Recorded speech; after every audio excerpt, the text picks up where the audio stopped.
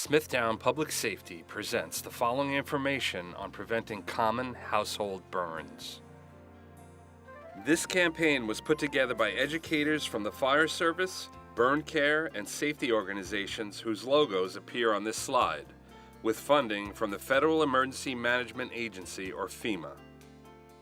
As many as 160,000 people in America receive medical treatment for a scald injury every year. Over 40% of burn injuries treated in hospital emergency departments, or as many as 160,000, are scalds. Scalds are by far the most common burn experienced by young children. As many as 75% of all burn injuries to children 4 and under are scalds. As you can see, hot liquids do produce serious and painful burns, and they are usually very unexpected. A scald injury occurs when contact with hot liquid or steam damages one or more layers of skin. The main sources of scald injury are spills of hot coffee or tea, spills of hot food tipped from the stove or countertop or while being carried, spills of food or beverages cooked or heated in a microwave oven, hot tap water, mostly from accidents in the bath or shower. In our burn prevention efforts, we focus on 2 groups who are the most vulnerable to injury: young children and older adults. 40% of all scald injuries are suffered by children aged 0 to 4, and those scalds represent 2/3 of the burn injuries suffered by young children. It shouldn't be hard to understand why young children are especially at risk of burn injury in general, and scald injury in particular. Young children are curious by nature and they learn a lot by imitating adults. Many scald injuries occur when young children are watching or trying to help even younger children. Because they are less mobile and because they have thinner skin than older children and adults, they suffer a burn injury at a lower temperature and with a shorter exposure. Older adults also have thinner skin. The same contact with a heat source that burns a younger adult will cause an even deeper burn in an older adult. Older adults may not feel heat on their skin as well as they used to. This can result from health conditions such as diabetes or medication which dulls their senses.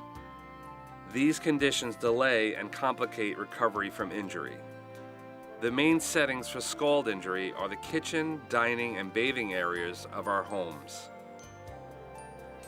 Length of exposure is only one of several factors that determine the severity of a scald injury. The nature of the substance matters. The stickier or heavier the substance involved, the more likely it will retain heat and stick to the body, or to the clothes on the body.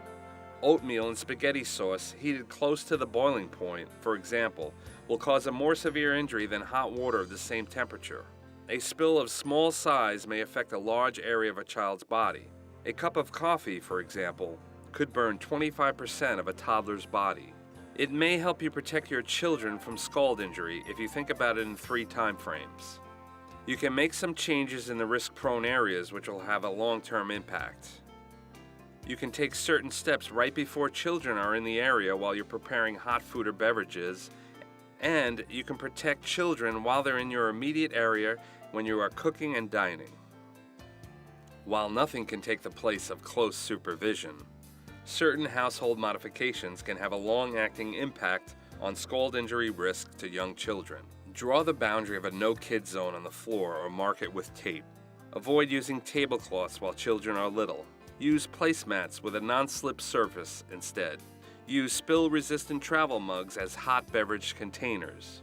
Make sure you leave enough space on your countertops to place pots and dishes when you're transferring hot food. With the increasing use of electric crock pots and fryers, countertops are increasingly crowded. Store elsewhere any items you rarely use. Note especially the visitor rule. For example, household members may know they need to keep hot coffee cups off a low table a child has just learned to reach, but a visitor may not. We've noted that little kids are prone to pulling on pot handles. Be sure to use rear stove burners when possible, and always turn pot handles away from the stove edge when you start cooking.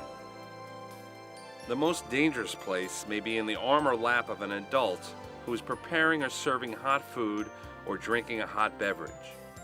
If a child bumps the arm holding the hot food or drink, the resulting spill could cause a serious injury. Since microwave ovens do not always heat foods and beverages evenly, stir and test hot food portions before serving children. Use non-slip mats near the stove and sink and wherever else you do most of your food preparation. Finally, when you're ready to serve cooked food, use oven mitts or heavy-duty pot holders to pick up pots or serving dishes. And make sure your path to your kitchen or dining room table is unobstructed. Microwave ovens should be located on countertops, not mounted above the stove. Hot foods or beverages which are difficult to reach above the stove could spill while being removed and cause scald injury to the face and hands. Always allow food and beverages to cool down for a minute before removing them from the microwave oven. Avoid using microwave ovens to heat baby bottles. And don't allow young children to use microwave ovens themselves. Scalds to young children can be an unexpected risk when the family is away from their home or apartment. At a restaurant, there may not be as much space, the kids may be excited about their new environment, and parents may not have focused right away on safety. This photo shows how hot bath water can be a special risk for people with such health conditions as diabetes, circulatory problems, or paralysis. Burns to the feet can result in extended disability. The same limited blood flow that reduces sensitivity to the risk of injury also results in slower healing time for the injured area. A safe and comfortable temperature for bathing is about 100 degrees Fahrenheit or 38 degrees Celsius. When water gets much hotter, most of us soon get uncomfortable. The risk of scald injury in the bathroom can be greatly reduced by setting your hot water thermostat at a safe level, where little or no cold water needs to be added for bathing or showering comfort. For the safety of everyone in the household, test the temperature of the hot water produced by your heater using a cooking thermometer. Begin by letting the water run for a minute or two to allow the hot water from the tank to reach the faucet. Then, place the thermometer under the tap and record the temperature as the water runs over it. Tempering or mixing valves establish a junction between the hot and the regular water lines, somewhere between the hot water heater and the individual bath or shower control. When hot water passes through such a valve, it mixes in cool water when needed to reduce the temperature to a specified safe level. Although such devices are most easily installed during initial construction, they can also be installed later. The alternative direct approach is to install an anti-scald device at the shower head and any faucet which combines hot and cold water. Screwing such a valve on the fixture ordinarily does not require a professional. These devices work by halting the flow of hot water until the temperature of the water flowing through the valve falls below a preset maximum level. Grab bars can be installed on the walls to help bathers enter and exit a tub or shower safely. If the shower has a single control which pulls to turn on and off and rotates to change its temperature, always turn it on and off in the cold position. If the bath or shower has separate hot and cold controls, always turn the cold faucet on first and turn it off last. Bath water temperature should be checked both when it comes from the tap and when the tub is filled. Young children should never be left alone in the tub. They could be tempted to turn on the hot water and suffer a serious scald injury. Scalds are preventable.